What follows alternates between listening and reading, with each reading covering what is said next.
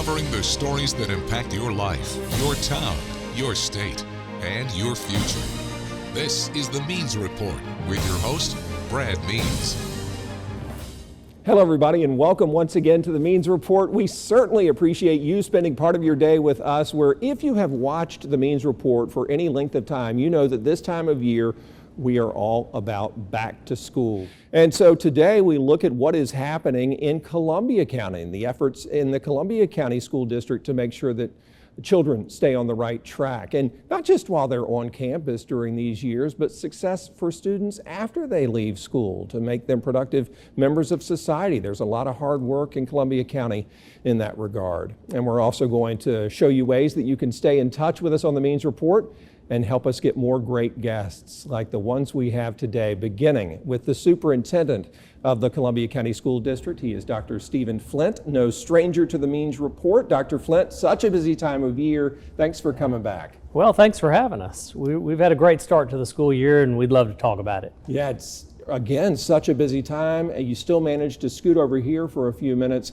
How are things going so far in these first few days? Yeah, it's been a great week. Obviously, we've got a lot of construction going on, so even at the schools where that's happening, things have gone extremely well. We're going to probably talk a little bit about transportation and cars, and it takes a couple of weeks to get that worked out, but everything's going very well this year. I can't say enough about our staff, our teachers, and what they did to prepare for this school year. We're really looking forward to this being our best year yet. It seems like a high energy time. Is everybody pretty fired up right now? Oh yeah, there's nothing like the back to school time of year. You know, I've been in this over 30 years, and back to school is my favorite time of year. It's either that or graduation. We love to see our kids walking across the stage. But yeah, it's high energy, and everybody's put in so much work for this school year. They're really excited to share that with the families and the students. Talk about the buses for a minute, and this isn't just your school system. Every school system works out the kinks when it comes to the bus routes and the pickup and the drop-off. Are y'all doing okay so far? Should parents know anything about that to help them understand what's going on with transportation? Yeah, obviously every year you're going to have areas that are a little more challenged than others. You have students that get on bus routes that we didn't expect, and some places where they didn't get on the bus routes. And so leveling those routes is something that we're focused on. This year's gone better than other years, but it doesn't mean that we don't have some hiccups along the way. We'll be working those out over the next couple of weeks, and we really appreciate everybody's patience there too, and letting us know. The parents reach out to transportation, and hopefully we can address their concerns when there is some. What do you have going on construction-wise or project-wise? North Columbia Elementary is now up and running. We have Westmont coming up. Just opened last year. Westmont was last year, North Columbia now. Anything else happening, and how are those new schools doing? Yeah, let's just hit a couple of them. Great things happening across the board. We've been focused on a comprehensive building program that the community had a lot of input with. And so we're kind of in the middle of that play right now. Last year we opened Westmont Elementary. It's a beautiful school. That's a replacement school, but it's also much larger than the older school, so we're able to bring students in from neighboring schools. This year, same thing. It will end a 2-year student reassignment, and so we've been kind of focused on moving students into larger schools over this 2-year period. North Columbia's opening this year. Actually, it's already opened. Had a great opening, but it's about twice the size of the old school. And out in Appling, it's a beautiful site. So the students are really excited. Open house, it was great to see the parents and students coming in to a brand new school and being very excited. So those are our new schools. That's pretty much the end of the new schools that are going to be built in the comprehensive building program. But there's a lot of other work that's going on as far as remodeling and renovation of our older schools. So currently we have Evans High School under renovation and Lakeside High School. We also have the development of the work we're going to do at Harlem High School. So a lot's happening.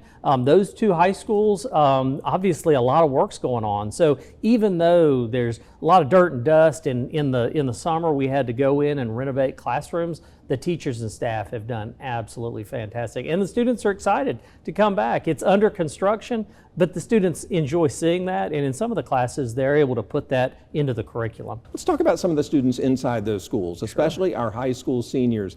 Can you sort of give us a feel for what today's senior looks like? Are they a college-bound student or a career-bound student after they get their diploma? Yeah, that's such a great question because it also fits in with our strategic plan and something we've been working on for a couple of years now, and that's our high school experience. And a portion of this, I know you're going to talk to Mr. Smith later, got some great data and some great news on CTAE and workforce development.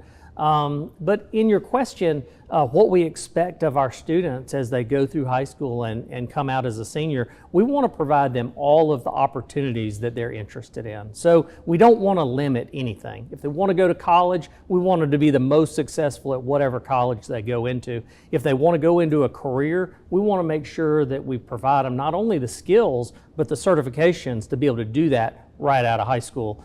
We also have a lot of partnerships with local colleges and universities. Obviously, AAU teaches courses on our campus. Students can do dual enrollment there. They can go to Augusta Technical College. A lot of good opportunities for our students. And then there's the workforce and the work study and internships that our students do. And as Mr. Smith's probably going to get into that, I just can't say enough about our community because they've poured into our students. And so a high school graduate from the Columbia County School District looks a lot different today than maybe when we were in school. And so we call that our high school experience. We're adding to it every year. Still a lot of good work to come. Yeah, that was and will be one of my questions for Brooks Smith, the Director of Career and College Readiness for the school district in Columbia County, is your relationship with people and institutions outside of the district, and I'm glad you mentioned that. Where do you stand on cell phone use? Do the kids have to check those at the door each day from K through 12, or can older children have them? What's the latest? It's a timely question. But I will say the last couple of years we've been focused on limiting that use in elementary and middle school. We've been watching that closely, and it's gone extremely well. The last couple of years, elementary's pretty much done away with them. Last year, our middle schools pretty much did away with them being out and in sight.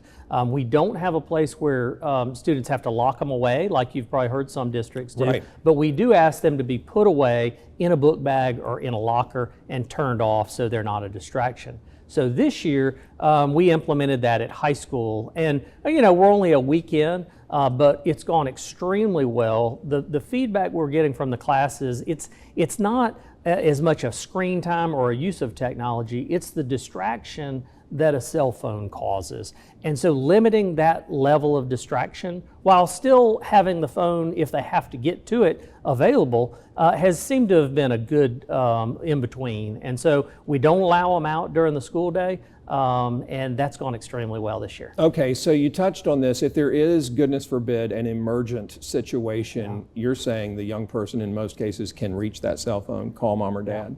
Yeah, and we'd want them to follow our directions or the teacher's directions. That's probably first and foremost. We have very strong safety plans, a lot of contingency plans, and we train the students what to do in those situations. Okay. First and foremost, we want them to follow those rules and get to a place of safety if that's a need. And so, but they do have them with them. We're just asking them, let's keep them off and let's keep them out of sight during the school day. How are things going with y'all when it comes to discipline overall? And I know we could spend 10 means reports on this, but do y'all have a good handle on it? Does that consume a lot of the teachers' time? Yeah. It's a community partnership. I think everybody's involved, and the parents are extremely supportive in Columbia County. We've also implemented where we have SROs or police officers in the school. Our administration does an extremely good job. Our teachers are great at getting the students engaged in their learning. And so I think we see less discipline issues because the students are very involved in their learning. With that said, when we do, we take it extremely seriously. And so where there's a law broken, there could be a charge on the legal side, but there'll definitely be consequences on the school side as far as our code of conduct. And so while we don't like to do that, we're pretty firm on discipline, and I think that helps to keep it at a minimum.